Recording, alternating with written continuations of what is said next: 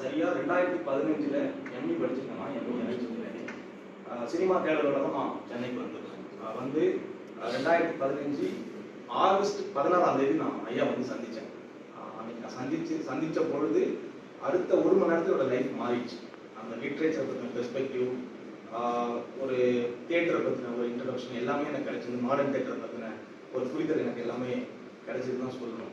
அதுக்கப்புறம் அவங்க கைடன்ஸில் இயங்கும் வழியாச்சு. அதுக்கப்புறம் நான் ஆக்டர்ஸ் கூட தான் ஒர்க் பண்ண ஆரம்பித்தேன். ஒரு தனி தேட்டர் குரூப் கலாலயம் இப்போ வச்சு இயங்கிட்டு இருக்கேன்.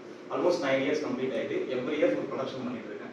எனக்கு மென்டார்ஸ்ன்றது ஐயாவை பார்த்து கொடுத்தது தான். இப்போ புத்தரோட கதையில சொல்லுவாங்க. புத்தர் வந்து தன்னோட போதனை மட்டும் சொல்லிட்டு போயிட்டே இருப்பாரு. யாரும் நோட் பிரிஸ்கிரிப்ஷன் எடுத்து அவர் எடுத்து சொல்ல மாட்டார், ரைட்டர் கிடையாது. ஆனால் ஆனந்தர்னு ஒருத்தர் கூட இருப்பார். அவர் தான் எழுதி அதை நமக்கு கன்வெர்ட்டாகி வந்திருக்க விஷயங்கள் எல்லாமே வந்திருக்கு. அப்படிதான் நான் சாரியும் ரவீந்திரன் சாரையும் பார்க்குறேன்.